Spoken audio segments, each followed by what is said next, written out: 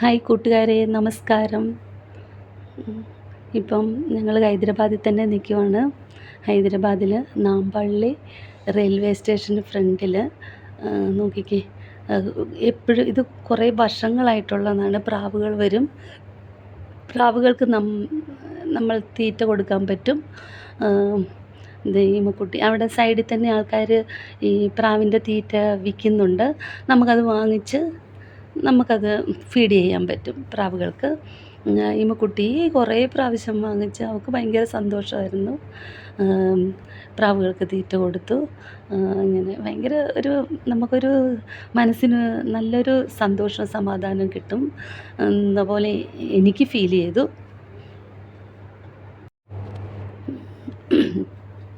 ഇമ്മക്കുട്ടി കണ്ട കാണിക്കുന്നത്, അവൾ എന്നോട് ചോദിക്കാതെ പോലും പോയി വാങ്ങിച്ച് കൊടുക്കുന്നുണ്ടായിരുന്നു. കുറേ നേരം നിന്നു.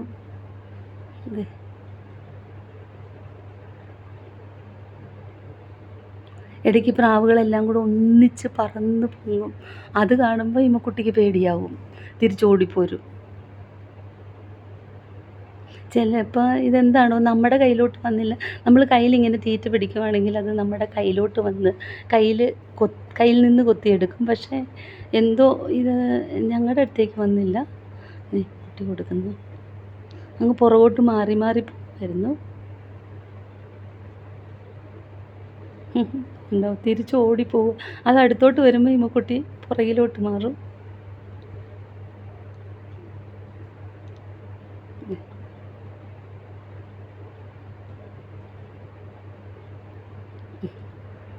കുറച്ച് കഴിഞ്ഞപ്പോൾ അത് പൊങ്ങി പറന്നുപോയി. പിന്നെയും തിരിച്ചു വന്നു. ഇമ്മക്കുട്ടി വാ തിരിച്ചു പോകാമെന്ന് പറഞ്ഞാൽ അവൾ സമ്മതിക്കുകയില്ല. അവിടെ തന്നെ അങ്ങ് നിൽക്കുവാണ്.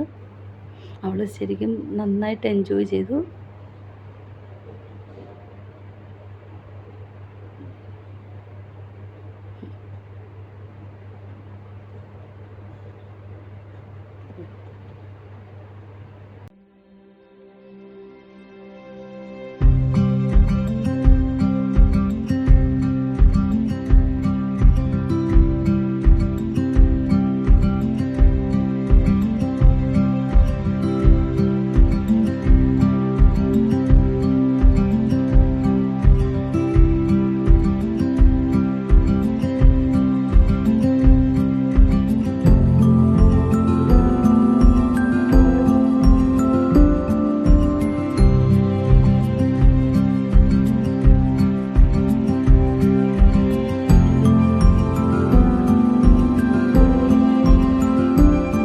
തിരിച്ച് ലുംബിനി പാർക്കിലെ കുറച്ച് കാഴ്ചകൾ കൂടി കാണാം.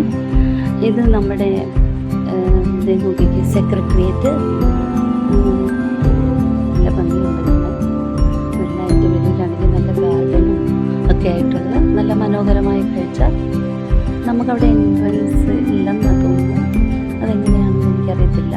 പിന്നെ അതിൻ്റെ തൊട്ടടുത്ത് തന്നെ രക്തസാക്ഷി മണ്ഡപം പുതിയതായിട്ട് പണിതതാണ്.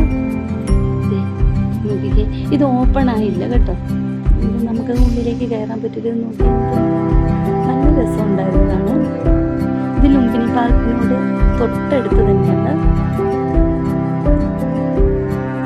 ഇത് വെളിയിൽ നിന്നുള്ള കാഴ്ച.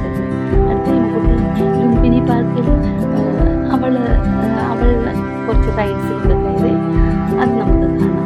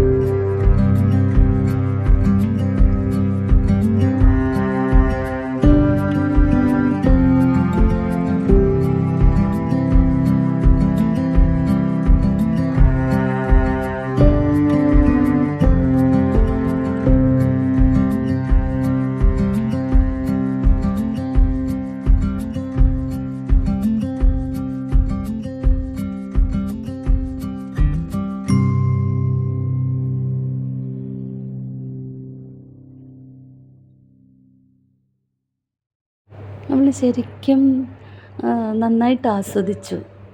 നമുക്കത് കാണുമ്പോൾ ഭയങ്കര സന്തോഷമായിരുന്നു. ഇടയ്ക്ക് കുറച്ച് പിണക്കങ്ങളും പരിഭവങ്ങളും ഒക്കെ ഉണ്ടായിരുന്നു. അതിൻ്റെ ഇടയ്ക്കാണ് അവളുടെ ചെരുപ്പ് കൊണ്ടുപോയി വെള്ളത്തിലെറിഞ്ഞത്. അങ്ങനെയുള്ള ചില കുസൃതികൾ നടന്നു. എന്നാലും മൊത്തത്തിൽ നല്ല സന്തോഷമായിട്ട് തന്നെ ഇമ്മുക്കുട്ടി നന്നായിട്ട് ആസ്വദിച്ചു.